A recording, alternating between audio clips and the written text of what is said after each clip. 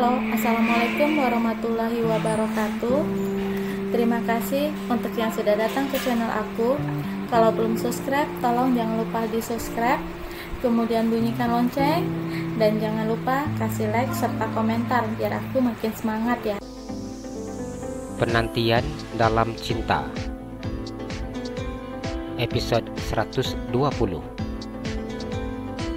Memberitahukan Julian. Randy tersenyum memandang Amira yang sudah terlihat cantik dengan memakai jilbab warna hitam. Mau kemana ini? Sudah cantik sekali, goda Randy. Aku baru saja selesai bersihkan badan, terus minta Mama dan Dani. Amira tersenyum. Apa mau duduk di taman? Randy menawarkan. Amira menganggukkan kepalanya. Randy mengambil kursi roda dan menggendong tubuh Amira. Ia menggendong dengan berhati-hati dan mendaratkan tubuh Amira ke atas kursi roda. Ini ponselnya dipegang. Randy berikan ponsel milik Amira yang ada di atas tempat tidur. Iya mas, jawab Amira dengan tersenyum. Infusnya juga. Randy meletakkan kantong infus di pangkuan Amira. Amira tersenyum ketika Randy mendorong kursi rodanya keluar dari kamar. Saat ini baginya pemandangan yang paling indah adalah taman rumah sakit. Di taman rumah sakit ini, ia bisa mencium aroma wangi bunga tanpa mencium bau obat yang begitu sangat tidak disukainya. Mas sudah pulang dari kantor? Amira bertanya ketika duduk di kursi santai bersama dengan Randy. Iya sudah. Bagaimana dengan hafalan surat Al-Qur'annya? Tanya Randy. Alhamdulillah, sudah bisa mas. Setiap kali aku merasa tidak tenang, aku selalu mendengarkan ayat pendek dan ikut menghafalkannya. Setelah mengulang beberapa kali, hati aku terasa tenang. Amira tersenyum. Pintar. Mau mas tambah lagi hafalannya? Randy mengusap kepala Amira. Mau? Jawab Amira. Selama di rumah sakit, Amira tidak ada menonton televisi. Ia hanya menghabiskan waktunya untuk menghafal surat-surat pendek yang dikirimkan Randy di ponselnya. Mas sudah download surat Al-Mutaffifin. Apa mau? Tanya Randy. Mau mas, ada artinya juga? Tanya Amira. Iya ada, ini mas kirim. Randy tersenyum dan mengirimkan MP3 surat pendek tersebut. Aku akan hafal ini mas. Kalau bisa dalam waktu 1 minggu, aku harus sudah bisa. Amira tersenyum. Alhamdulillah, semangat dan wajib bisa. Randy mengusap kepala Amira. Amira tersenyum saat Randy mengusap kepalanya. Gimana hasil PDKT mas sama itu dokter Sela? Tanya Amira. Randy tersenyum mendengar pertanyaan Amira. Ini lagi nungguin dia pulang praktek. Masih jalan di tempat, jawab Randy. Apa belum makasih tahu kalau mas suka dengan dia? Tanya Amira. Randy menggelengkan kepalanya. Kenapa nggak dikasih tahu sih mas? Nanti kalau lama-lama keburu diambil orang. Apalagi dokter Sela sangat cantik. Amira memandang Randy. Randy mengusap wajahnya. Hingga saat ini dirinya belum berani untuk mengutarakan perasaannya. Itu namanya tidak milik kita, ucapnya dengan sedikit tersenyum. Sekarang sih senyum, nanti nangis, goda Amira.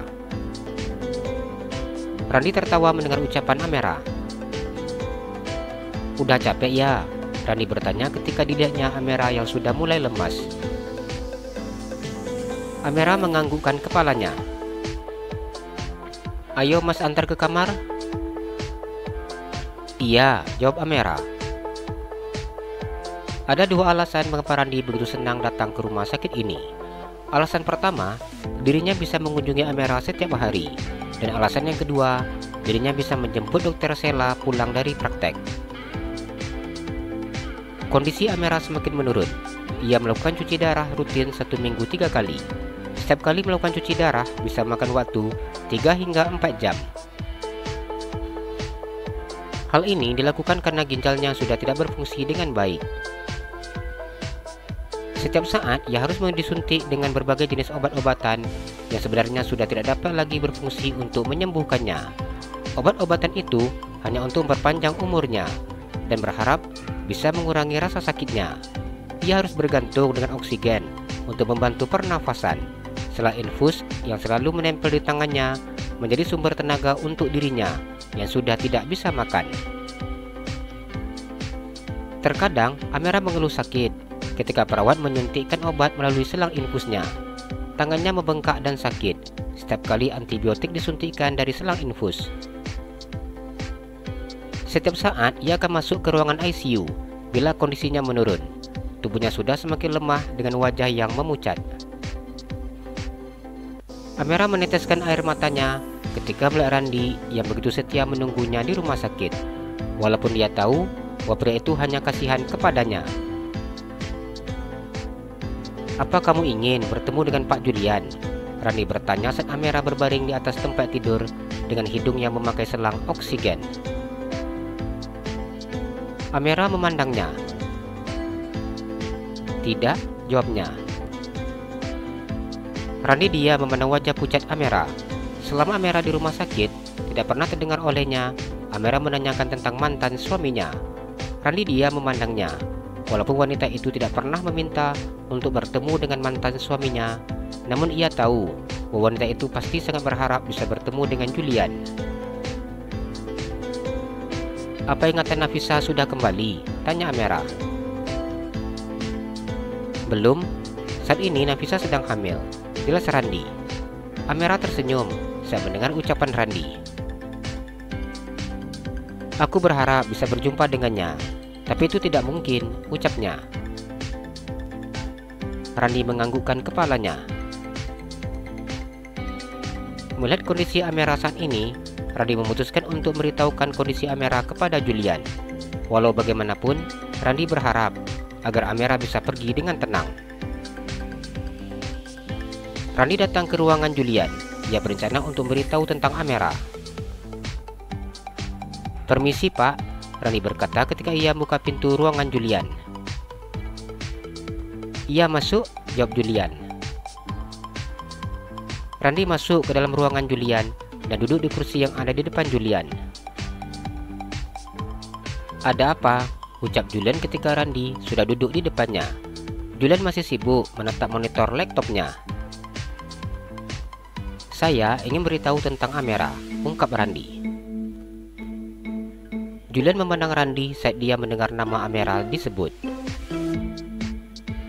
"Apa kamu sudah mendapat kabar tentang Amera?"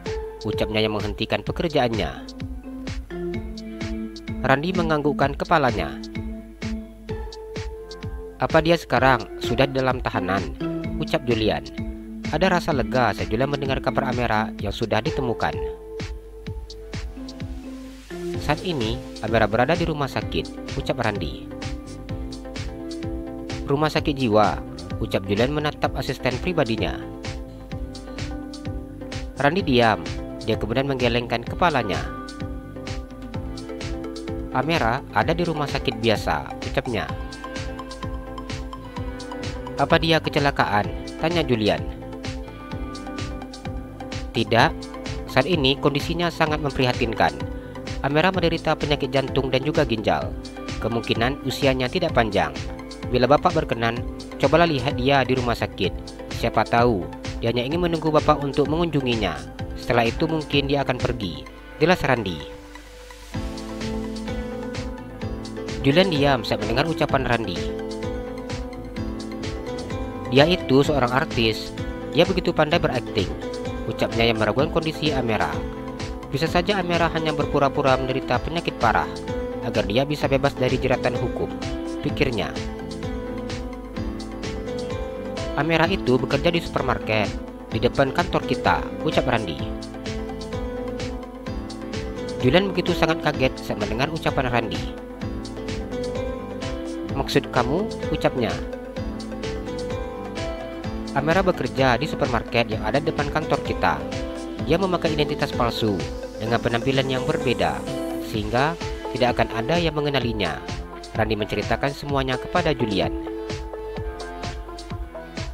Julian diam saat mendengar ucapan Randy. "Baiklah, aku ingin menemuinya sekarang," ucapnya berdiri dari duduknya. Randy menganggukkan kepalanya. Mereka kemudian keluar dari ruangan tersebut. Julian memandang sosok wanita yang terbaring di atas tempat tidur. Saat ini Amira sedang melakukan cuci darah.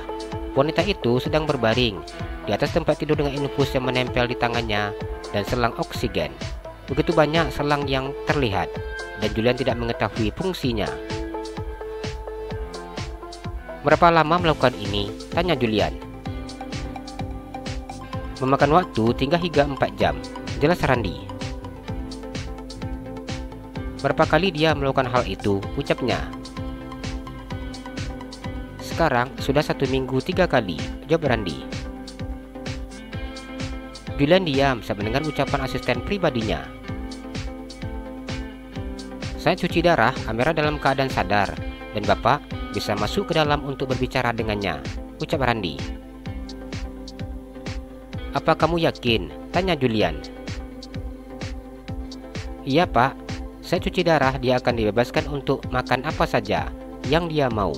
Bila sudah selesai melakukannya, maka segala dimakannya akan dibatasi kadarnya. Begitu juga dengan minumnya," Randy menjelaskan. Julian diam saat mendengar ucapan asisten pribadinya tersebut. "Sebaiknya Bapak menemuinya, karena kebetulan Bapak juga sudah ada di sini," ucap Randy. Julian memandang asisten pribadinya. "Kenapa kamu peduli dengannya?" tanya Julian. "Karena dia mantan istri Bapak. Walau bagaimanapun, dia pernah menjadi istri bos saya. Saat ini kondisinya begitu sangat memprihatinkan. Tuhan sudah memberikannya hukuman, dan kita sebagai manusia tidak perlu lagi menghakiminya. Dia masih diberi kesempatan untuk bertobat di sisa usianya. Dia juga diberi penyakit untuk menggugurkan dosanya, dan kita berharap dosa kita akan berkurang karena memaafkannya," ucap Randy. Julian diam saat mendengar ucapan asisten pribadinya tersebut. Apa yang dikatakan oleh asisten pribadinya itu memang sangat benar.